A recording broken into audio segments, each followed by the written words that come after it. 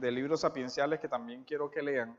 Ya se los dejé para que lo fotocopien, donde habla de las formas y los géneros sapienciales. Forma y género. Como el mashal, los enigmas, las alegorías, las comparaciones, las oraciones, los discursos sapienciales, los poemas didácticos y otros géneros literarios también de la literatura sapiencial. Los recursos estilísticos, la poética bíblica, el cántico, la bendición, el oráculo y la naturaleza teológica de la sabiduría. O sea, que hay una cantidad de temas que no son, digamos, fáciles de conseguir. Me pareció un artículo bastante interesante. Este será para debatirlo en clase, porque no vamos a poder dar cada una de las formas de los géneros literarios. Vamos a hacer unos ejercicios, por eso dentro de los materiales que les envié hay uno que se llama las estructuras de paralelismos. Entonces quiero que hagan el ejercicio de identificar las estructuras de paralelismo, sintético, antitético, progresivo, etcétera, el quiasmo y todo lo demás. Quiero que hagan ese ejercicio. Eso no lo vamos a ver en esta clase porque eso se va a ver en el intensivo que se va a dar de exégesis. Entonces, lo que ahora vamos a hacer en esta materia es la visualización general, digamos, de esas formas literarias y que usted se familiarice con cuáles son. En el taller de exégesis, ahí sí le voy a poner, son los versículos, y usted va a decir qué tipo de paralelismo, por qué tipo de paralelismo, cómo se interpreta ese paralelismo, y en fin, ahí sí va a ser el ejercicio. Entonces, cuando esa etapa llegue, ya usted tiene que tener claro el concepto de paralelismo sintético, antitético, progresivo, el quiasmo y todo eso. Ahí sí ya para ejercitar todo lo demás. Entonces les recomiendo que le saquen copia, no sé si lo pueden escanear y mandar, no, como les quede mejor, o los que leen computador y todo lo demás. Vamos a leer entonces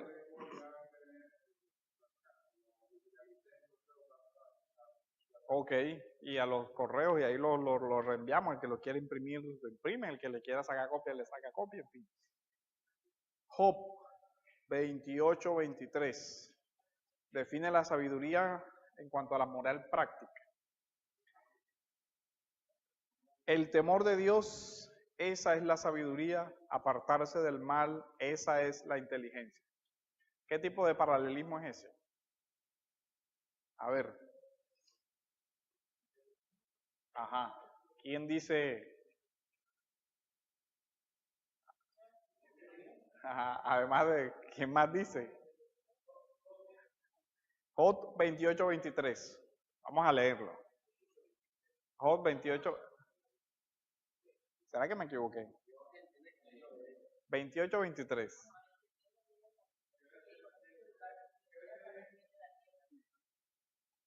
No, por la versión no es porque debe ser que escribí mal el versículo.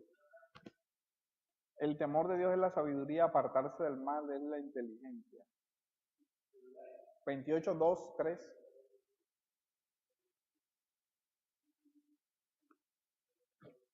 ¿Quién no puede buscar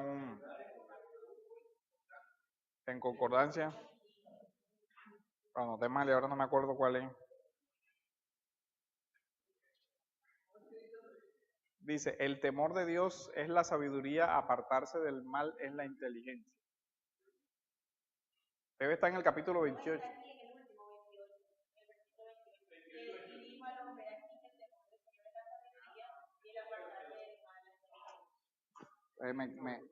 Me equivoqué ahí, le metí un 3 donde no era. Bueno, entonces, ¿qué tipo de paralelismo es? A ver, identifique. Vincent propone que es sintético. ¿Quién dice sí o no? Todo el mundo está de acuerdo y se va con Vincent al matadero. Sí, es sintético. ¿Por qué es sintético? ¿Qué es sabiduría? Lo mismo que inteligencia en el paralelismo. O sea, el primer miembro repite o desarrolla la misma idea que el segundo miembro. Entonces, cuando eso sucede es sintético. O sea, ambos miembros tienen la misma idea. Entonces, la idea es, en un sentido, A más B. Cuando es antitético es A diferente de B. Entonces, por ejemplo, diría sabiduría versus necedad. Entonces sería o torpeza o negligente o insensato. Entonces ya ahí hay antítesis. Sabio, insensato. El antónimo serían antitéticos. Ahora, pero note algo. ¿Cómo se cruza? Usted puede hacer el paralelo. Dice, el temor de Dios es, entonces, en el paralelismo sintético, apartarse del mal. ¿Qué es apartarse del mal? Tener temor a Dios. Ya ve cómo funciona, por eso es sintético. Porque si yo tomo la idea desde el principio hacia el final o del final hacia atrás, me va a arrojar el mismo resultado. Y si lo cruzo, si hago una X y digo, el temor de Dios, esa es la inteligencia, apartarse del mal, esa es la sabiduría. ¿Sí ve? Lo cruzo. Hago una X y me da. Porque esta idea de el temor de Dios es la inteligencia, si la puedo cruzar con apartarse del mal, es la sabiduría. Esa sería una forma de quiasmo. Que da también el paralelismo sintético. Entonces mire la forma, la mentalidad que refleja esta forma de expresión. Porque es que lo que quiero que analicen es que la forma de expresión crea, o sea, expresa una mentalidad. ¿Cómo piensa esta persona? Para construir ese tipo de pensamiento así. Nosotros no escribimos de esa manera. ¿Alguien tiene una letra más agradable que la mía a la vista, que lo escriba en grande? El proverbio. Bueno, quiero mostrarles algo. Digamos que el temor de Dios, acá en el texto, el temor de Dios tendría una expresión doble en temor de Dios es inteligencia, temor de Dios es sabiduría.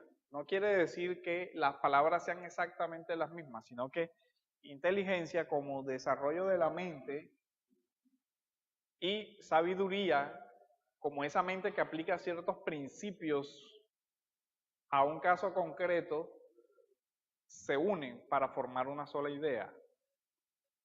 Ya, entonces, ¿qué es el apartarse del mal? Es una aplicación adecuada de la facultad de pensamiento orientada por los principios de la sabiduría. ¿Sí ven cómo es que sí, me explico en cómo está pensando él? Entonces, para esta persona, ¿qué es apartarse del mal? Tiene un componente ético en cuanto a relación con Dios, temor a Dios, pero tiene un componente racional en cuanto el adecuado uso de un don de Dios que es la inteligencia. ¿Sí ve lo condensado que están las ideas?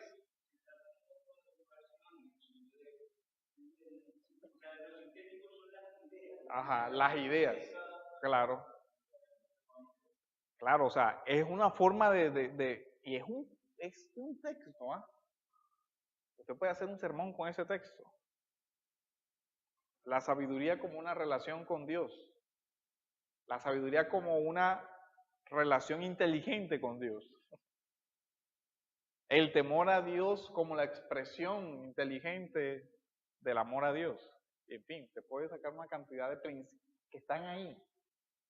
O sea, esa mentalidad semita condensa un proverbio, condensa una gran cantidad de digamos, de máximas cuando usted comienza a hacer las relaciones. Ah, pero mira, temor a Dios, contrario al misticismo que a nosotros nos han enseñado, el temor a Dios es un ejercicio de mi inteligencia. ¿Sí ve lo interesante de esa forma de pensar?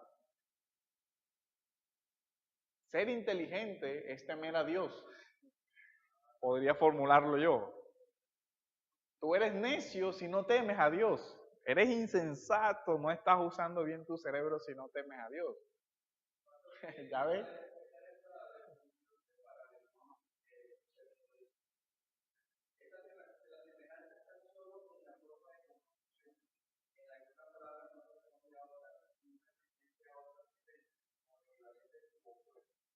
Es que el paralelismo no es de las palabras, sino de las ideas. Por eso es que usted puede desarmarlo y le va a dar igual, porque la idea es lo que está en paralelo. O el contraste es lo que está en paralelo. Ya, entonces esa es la diferencia de cómo nosotros pensamos. Nuestra poesía es rítmica por lo general, ¿cierto? Que pegue, que rime, que combine. No, exacto, puede que tenga un contenido, pero es más o sea, suma. O sea, puede que tengan similitudes, pero además de eso me suma.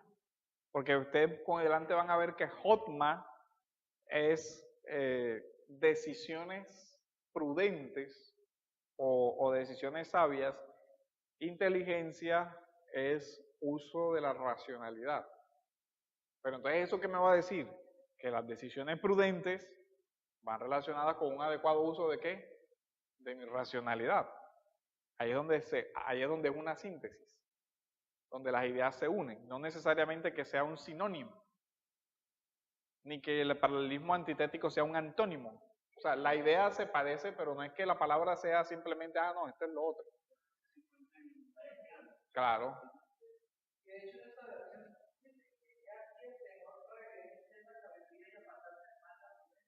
Claro. Entonces, prudencia, sabiduría, es que la palabra homa tiene muchos significados, muchos matices. Entonces, en la literatura sapiencial juega una gran importancia la teología y la pedagogía. Porque miren que el concepto es, ¿qué es el temor a Dios? Es un concepto teológico. Pero no simplemente me lo está dando en un concepto abstracto, sino que me está diciendo, temor a Dios es el ejercicio concreto de tu inteligencia. ¿Ya ves? O sea, entonces la sabiduría, contrario al mundo occidental, donde ser sabio es conocer abstracciones, acá no. Acá sabio es conocer realidades. Frente a este negocio, ¿cuáles son los principios que orientan mi decisión? ¿Ya ve? Frente a esta amistad, ¿cuáles son los principios que deben orientar esa relación de amistad? Frente a esta relación de matrimonio, ¿cuáles son los principios? Y por eso los proverbios te hablan del amigo, que es más cercano que un hermano, de apártate de la mujer de labios engañosos, de la mujer de lisonjera, en fin, te va dando eso es la sabiduría. Pero esa sabiduría tiene dimensiones éticas. Eso es una gran diferencia con nuestro mundo, con nuestra herencia occidental. Y es que muchas veces el conocimiento está desligado de la ética. Lo importante es que yo sepa. Pero acá en el mundo la Biblia dice, no solo que sepas, sino que uses bien lo que sabes. Que uses para bien lo que sabes. Porque si no, eso no es sabiduría, es insensatez. Ya, el sabio, el necio, ¿quién sería? El que usa su inteligencia no para apartarse del mal. ¿Ya ven? Ese es el necio. No quiere decir que no sea inteligente, ¿ah? La necedad, ¿dónde está? En que yo use mi inteligencia para ir por un camino malvado, en lugar de usarla para apartarme del mal. Ya ve cómo aquí la sabiduría sapiencial tiene un concepto muy ético. Es inteligente, sí, pero termina siendo, ¿qué? Necio. Ya ven el juego de las... Tú puedes tener una gran capacidad intelectual, pero si no la usas para hacer el bien y apartarte del mal, él es un necio. No importa cuánto sepas. Hermano,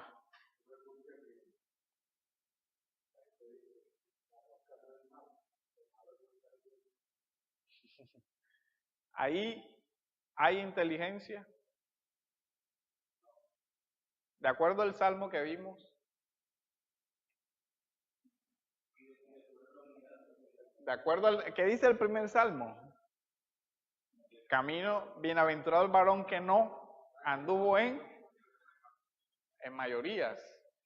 Cuando esas mayorías, ¿qué hacen? O sea, ¿qué es lo que diferencia ahí esa muchedumbre? La ley de Dios. Este se deleita en la ley de Dios, los otros se burlan de quién? Del que se deleita en la ley de Dios. Ese es el contraste. Para decir,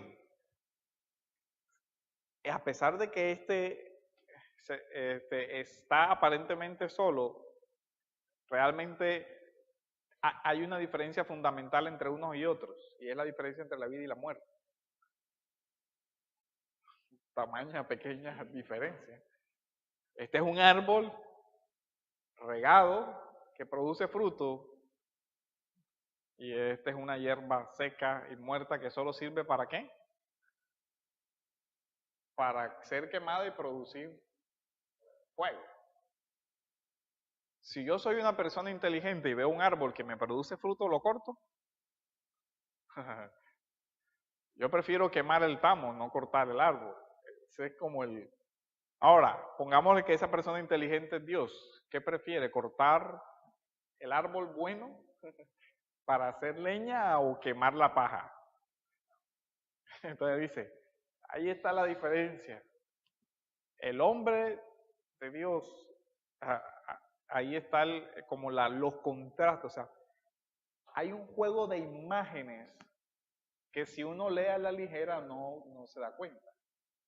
Requiere que yo vaya contrastando. Bueno, y no solamente me dice hojas, sino que me dice hojas verdes, hojas que reflejan vida, que no se marchitan, porque están... Entonces la naturaleza del árbol también es descrita ahí. Y algunos textos, como el del Biblia de las Américas, dice que tiene raíces. En la traducción de Reina Valera no habla de las raíces, pero en otras sí deja la... Entonces, ¿cuál es la esencia de la sabiduría de esta literatura? Es la forma de vida recta, justa y prudente. No tiene nada que ver con un conocimiento meramente abstracto, desligado de...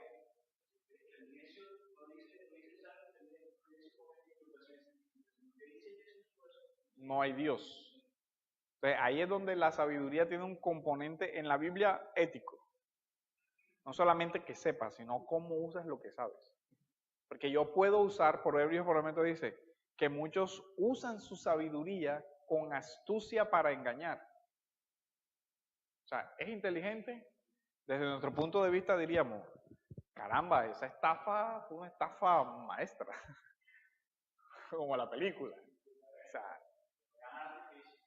fue un plan organizado y alguien diría, ¿cuánta inteligencia tienen? Y la Biblia diría, no. Sí sabe, pero es necio. No es. ¿Por qué? Porque él está pensando solo en lo temporal y no en lo eterno y las consecuencias éticas que van a tener sus acciones a pesar de que hayan desplegado una gran capacidad de raciocinio. Al final su camino es camino de muerte y esa es la diferencia.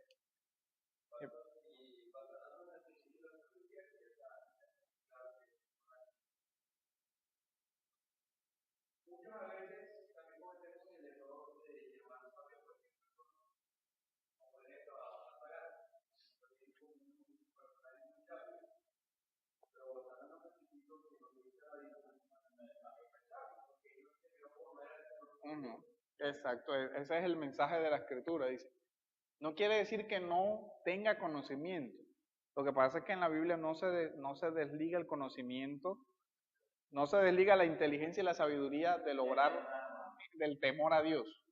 Esa es la diferencia.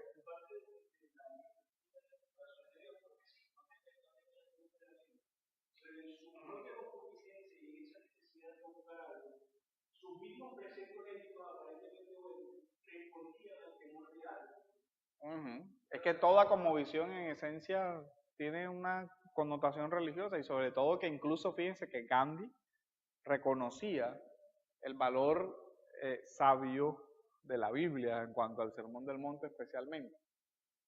Pero aquí el asunto es que él no tenía una correcta relación con Dios. Entonces la Biblia le sigue llamando necio. No porque lo que, o sea, por lo menos, para poner un ejemplo, no porque eh, Patarroyo, bueno, yo no sé si es creyente o no es creyente, pero creo que no. O sea, no porque su desarrollo a favor de la medicina, en cuanto a la vacuna y todo lo demás, carezca de valor para el bien científico ni nada, sino que en cuanto a que su conocimiento no está guiado por la sabiduría de Dios. Esa es la ética. Seguirá siendo necio. Sin que necio no quiera decir ignorante, ojo, no es el...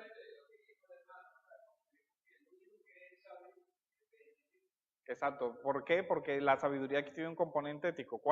¿Qué es la sabiduría? Por eso los proverbios, dice, es más proverbios. En Proverbios 1 dice, el principio de la sabiduría es el temor a Dios.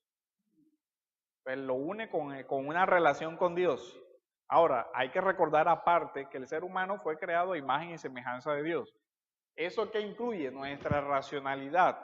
No quiere decir que una persona que no es creyente no pueda desarrollar esa racionalidad de una forma que beneficie. Eso no es la discusión. Porque aunque el no creyente es depravado, su depravación no destruyó la imagen de Dios en él. ¿Sigue pensando o no? Piensa. Y a veces piensa más sagazmente. Porque eso también lo dice el Señor. Es que a veces los incrédulos tienen más inteligencia en cuanto a examinar las cosas que los propios creyentes.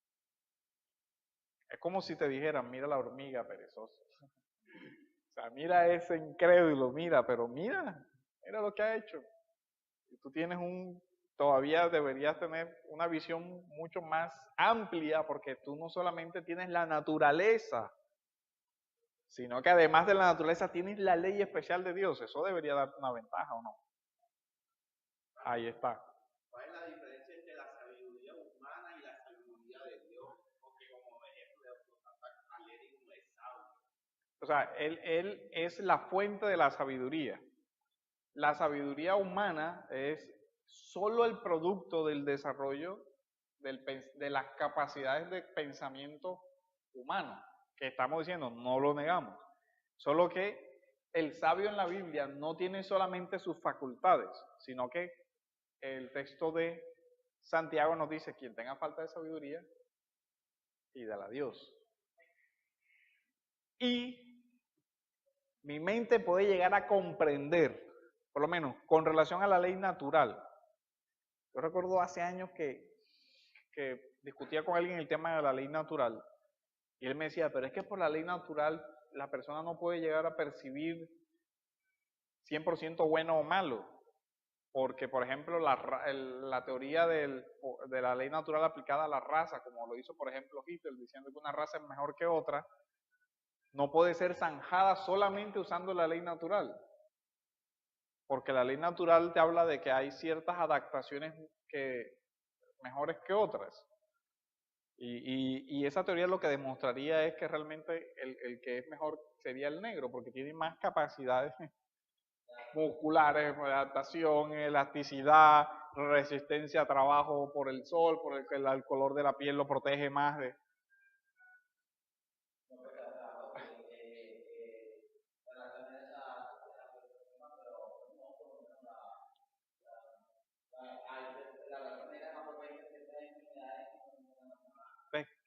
¿qué sucedería ahí? Entonces diríamos, aquí es, allá no es. Pero si nosotros vemos, no solamente desde ese horizonte natural, sino desde no, es que la persona no tiene valor por su color de piel. Tiene valor porque, sea negro, sea indio, sea blanco, sea lo que sea, es portador de la imagen de Dios. Pero eso no lo sé por la revelación general, lo sé por qué. Por la revelación especial que me lo dice. Entonces, si yo tengo solo la revelación general, tendré una verdad fragmentada, a medias. Mientras que si ya yo tengo, si yo leo la revelación general a la luz de la revelación especial, o sea, yo tendría que usar como lentes para mirar la creación, ¿cuál? La escritura. Y ahí completo un panorama integral. ¿Ya ves la diferencia? Si yo me quedo con la ley natural, yo puedo extraer verdades. Pero llega un momento en que esas verdades quedan como cojeando. Porque ciertos valores no están como tan claros en esa revelación en general. Ahí, precisamente el nombre lo dice, hay generalidades, pero no especificidades. Hermano.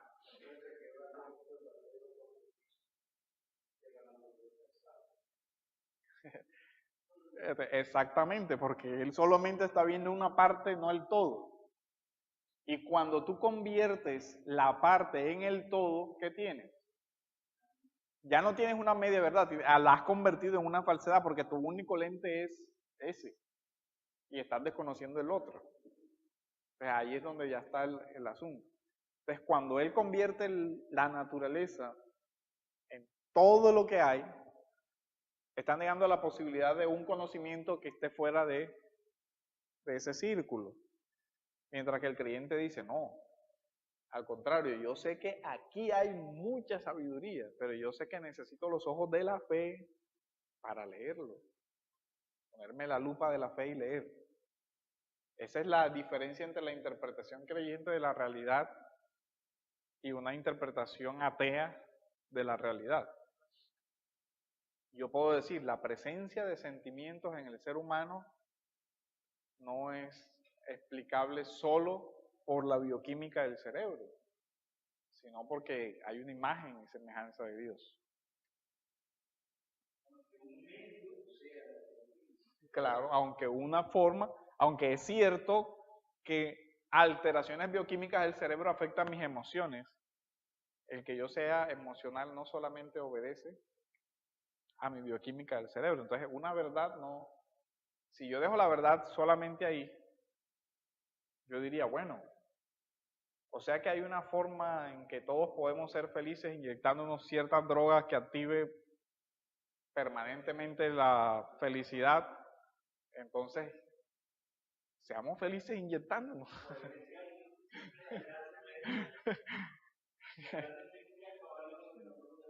Claro, entonces, ojo, la afirmación es verdadera, podemos producir un estado, pero la pregunta ¿es esa la verdadera felicidad? Entonces nosotros vamos a la escritura. Bienaventurado el hombre. O sea que la relación con Dios también tiene que ver con mi felicidad y no solo mi bioquímica. Sí, ese es el tema. No solo mi bioquímica tiene que ver con mi felicidad. Quizás puedas tener el cuerpo envenenado por cualquier tipo de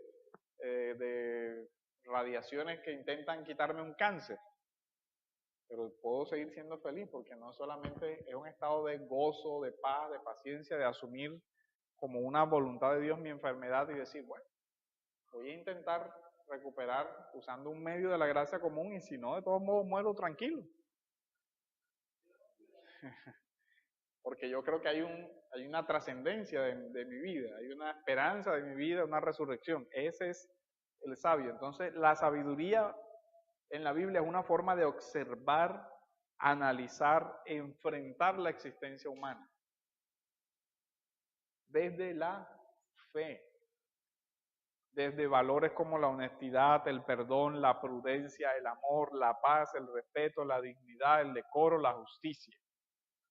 Si usted ve los proverbios, medita sobre la amistad, sobre el mal, sobre la justicia, sobre la injusticia, sobre el perdón, sobre el amor, la comunión, en fin. La sabiduría bíblica entonces se basa principalmente en Dios. Esa es la diferencia de la sabiduría bíblica, en Dios. Y de fundamental importancia para el creyente es reconocer que la sabiduría viene de lo alto. Podemos decir que existe en realidad una sola cosmovisión, no dos, sino una sola. Hay una sola cosmovisión, pero el creyente integra la revelación especial y la revelación general, para formar una sola visión del mundo. O sea, yo no puedo ver el mundo solo desde los ojos de lo material, a pesar de que lo material refleja a Dios. Yo tengo que ver el mundo también desde la dimensión de Dios como una realidad. Únicamente Dios es sabio y le concede gratuitamente, por su gracia, la sabiduría al hombre, a los que se acercan a su presencia y le aman. Esa es la particularidad de la sabiduría bíblica. Es una gracia concebida de Dios. Ya ve, pida y Dios le dará. ¿Por qué? ¿Por mérito? No, por gracia. La sabiduría como una gracia. Entonces, esta literatura sapiencial reflexiona sobre el hombre en su conjunto. El hombre como un ser creado, en un mundo creado, guiado por Dios. Los temas de los libros sapienciales entonces con frecuencia meditan sobre el sentido de la historia. Usted ve incluso salmos que hablan sobre cuando yo te saqué de Egipto, que son sapienciales en cuanto le están diciendo al pueblo hoy, si tú quieres orientar tu vida, debes recordar tu historia para que sepas cuál es el propósito que yo tengo contigo al mirar tu historia desde el pacto, desde la alianza, desde el éxodo y así. ¿Cuál es entonces la intención de la sabiduría o de los maestros de sabiduría en la Biblia? Orientar la vida humana para que sea vivida con acierto, crear una mentalidad de una vida justa y sobre todo de las diferencias entre ser sabio y justo o necio e impío. Los rabinos, los fariseos, digamos, los rabinos sí cumplían esa capacidad de orientación o era parcial. En un momento de la historia religiosa, el sacerdote, ¿se acuerdan? Creo que es Malaquías, donde dice que de labios del sacerdote el pueblo buscará la sabiduría. ¿Sí se acuerdan de esa parte? Entonces digamos que habían ciertas instituciones guardianas de la tradición sapiencial.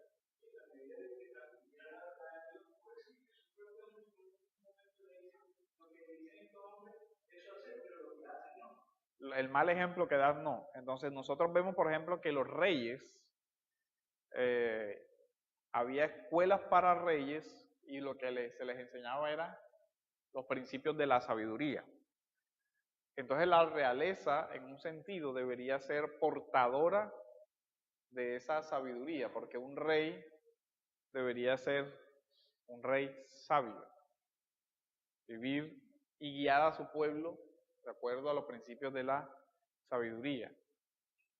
Pero también existía obviamente la posibilidad de que ese rey, el poder y todo lo demás le convirtiera en un insensato. El sacerdote, por ser un maestro de la ley, se entendía que era un maestro de la sabiduría, o sea, transmitía la sabiduría de Dios. Pero también podría darse el evento en que esa institución se desdibujara y él comenzara a enseñar lo que él consideraba como verdadero, apartándose de la palabra de Dios y enseñar una mentira. Entonces, desde ese punto, él como el pueblo debería poder evaluar la sabiduría, porque ya la tenía escrita, a la luz de esa sabiduría debería evaluar a sus gobernantes. Y entonces ahí vemos que la sabiduría comienza siendo un don de Dios. El concepto de sabiduría. Los términos para sabiduría en la Biblia vienen de una raíz que es hotma, ser sabio o hábil. Y los vocablos hotma son los equivalentes griegos de Sofía. También está el Hakam, que es sabio. Esta palabra sobre todo está en Job, en Eclesiastés y en algunos salmos. Y la raíz aparece en muchas partes. También aparecen otros términos relacionados como Tebumá Biná, que es inteligencia, sagacidad, conocimiento, mesimá, habilidad, y musar, que se traduce como paideia, corrección, disciplina, educación. Ese es el que aparece en Proverbios, en el capítulo 1, cuando habla de la instrucción. Es esa palabra musar, que puede significar educación, de enseñar, de instruir, pero también disciplina. De hecho, la Biblia de las Américas lo traduce como disciplina. Y puede significar también corrección, es el griego paideia, del gnosis y del concepto de habilidad. ¿Se acuerdan cuando en la época de la construcción del templo se hablaba que Masael o Mesael, no recuerdo el nombre, Dios le dio espíritu de sabiduría para construir los adornos del templo? Entonces ahí se ve que la sabiduría en la Biblia era un aspecto también muy práctico. Un artesano se consideraba una persona sabia, que tenía ciertas habilidades, digamos, especiales para construir ese tipo de ornamentos. Entonces eso se consideraba como parte de un don de Dios. La expresión artística de las cositas que hace, o sea, todas las adornos en oro y en plata que hacían para el templo, todas esas piezas, se dice que Dios le dio espíritu de sabiduría para que forjara el oro, para que hiciera hilos de oro, para que construyera. Ustedes se acuerdan que la descripción de la menorá que estaba en el templo tenía unas descripciones que eran como hojas, como frutas, como no sé qué, y eso era labrado en oro, esculpido a cincel. Y el texto dice que eso no era simplemente una capacidad natural, sino que esas personas, Dios les dio ese talento especial, y ahí habilidad es sabiduría, o sea, él sabe hacer eso. O sea, él es capaz de trabajar, de hacer una obra de arte con sus manos, es un don que Dios les dio a ellos de forma especial. Sabiduría e inteligencia, por ejemplo, en Proverbios 2:6. ¿Quién lo puede leer?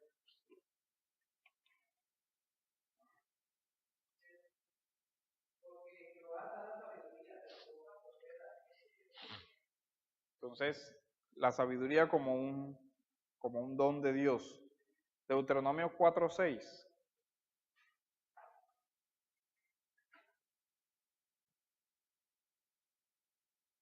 Así que guardadlos y ponedlos por obra, porque esta será vuestra sabiduría y vuestra inteligencia ante los ojos de los pueblos, que al escuchar todos estos estatutos dirán: ciertamente esta gran nación es un pueblo sabio e inteligente.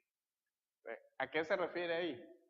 A la ley de Dios. Dice, estos mandamientos serán vuestra sabiduría y vuestra inteligencia delante de los hombres. Vea el libro de Jeremías 18:18.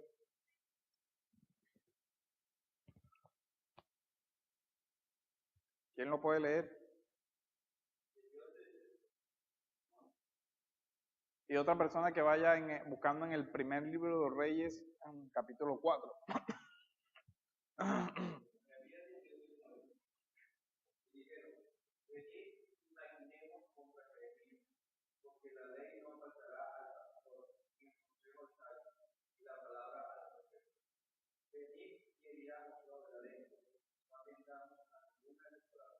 Pero, ok, ahí hay una estratificación social. Habla de él,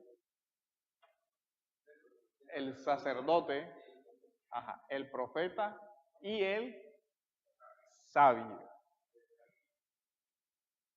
Pero ¿quiénes son los que están haciendo el complot ahí? Esas instituciones. Pero ya nosotros vemos que como parte de su institución está el sabio.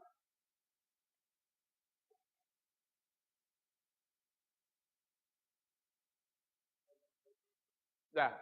Ok. Y primer libro de Reyes 4:19, por la grabación. Primer libro de Reyes 4:19.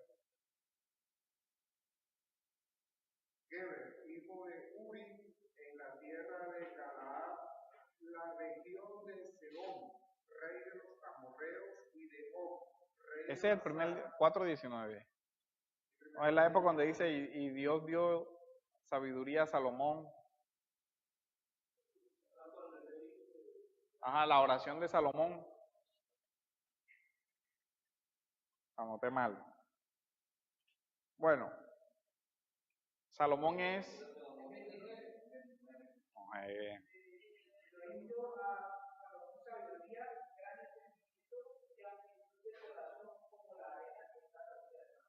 Entonces la sabiduría ya aparece otra vez como un don de Dios, pedido en el contexto de la oración para gobernar.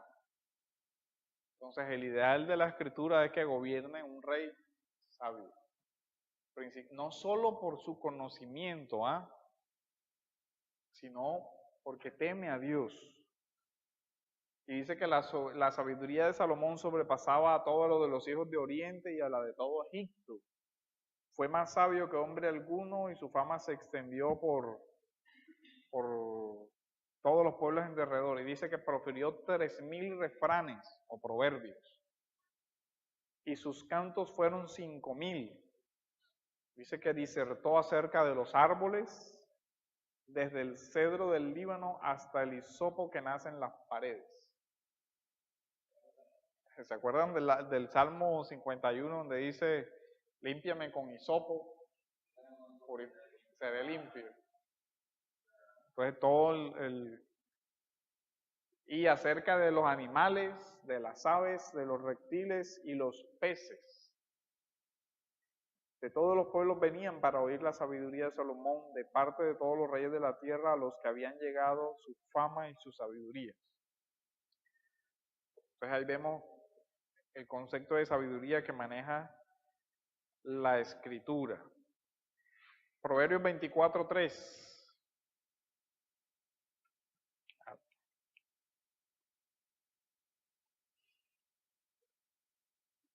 De alguien que vaya buscando el primer libro de Reyes 3:9.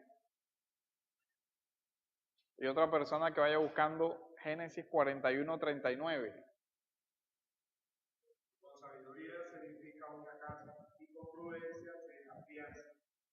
¿Cuál es ese? Primer libro 3:9. ¿Cuál? Ok, entonces el fundamento del hogar es la sabiduría. Pues miren que ya la sabiduría tiene dimensión política, por ponerle un ejemplo. Un rey sabio. Pero además tiene a un padre sabio. Las instituciones formativas deberían transmitir esa sabiduría. Por eso a los hijos de los príncipes, a los hijos de los reyes se les instruía en la sabiduría para que supieran gobernar. Pero esa misma sabiduría la requiere un padre para dirigir una casa, para gobernar una casa, para ser el director de ese hogar. Génesis 41:39.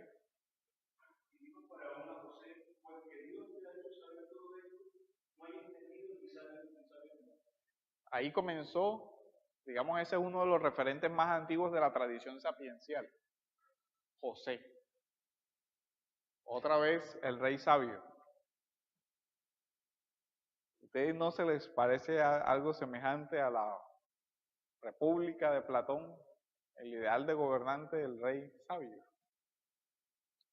No es casualidad. El ideal del gobierno de la Biblia es que el rey sea sabio. Sabio no solo en términos de conocimientos. Ajá.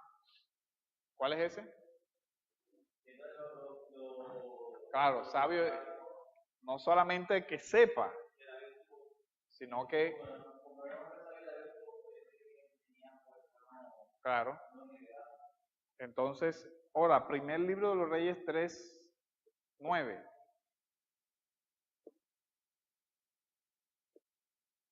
¿Quién lo puede leer? Da pues a tu siervo corazón entendido para juzgar a tu pueblo, para discernir entre lo bueno y lo malo. Porque ¿quién podrá gobernar este pueblo tan grande? Pues miren el fundamento de la petición de sabiduría, dice, concede a tu siervo un corazón que entienda. ¿Cómo dice ahí? Corazón entendido para juzgar. Corazón entendido para juzgar. Ahora nosotros vemos otra relación, la de sabiduría y justicia.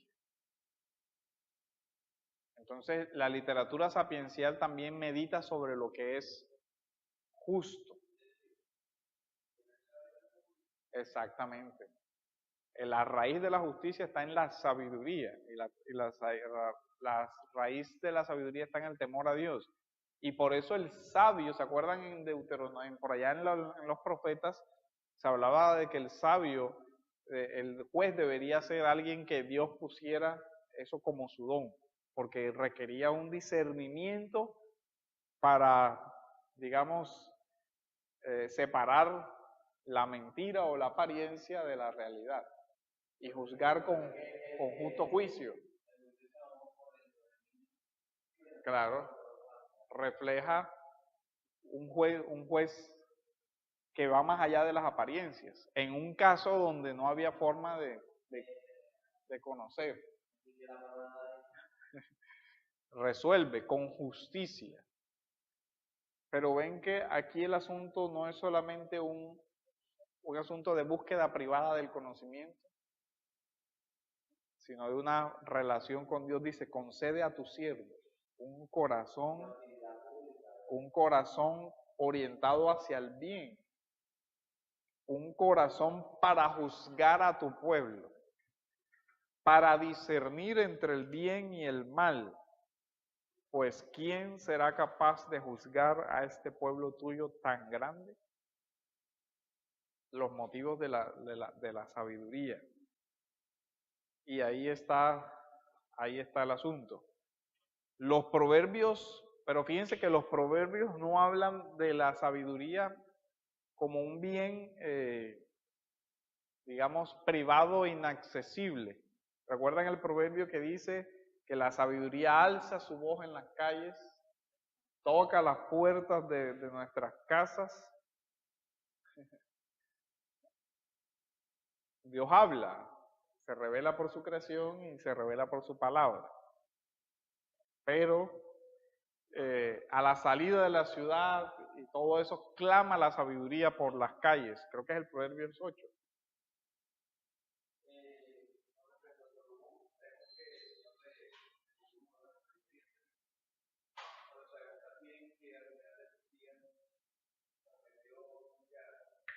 La necedad.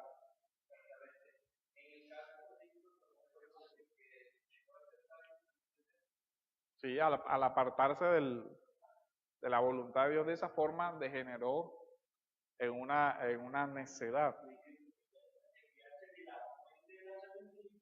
Claro, ya, ahí entró la necedad, se entenebreció en su propio razonamiento, como dice Romano, ya, perdió la capacidad. Entonces, ¿qué vemos nosotros aquí? Que la sabiduría no tiene que ver en la Biblia simplemente con las capacidades intelectuales, sino con la espiritualidad de una persona. ¿Qué hora es?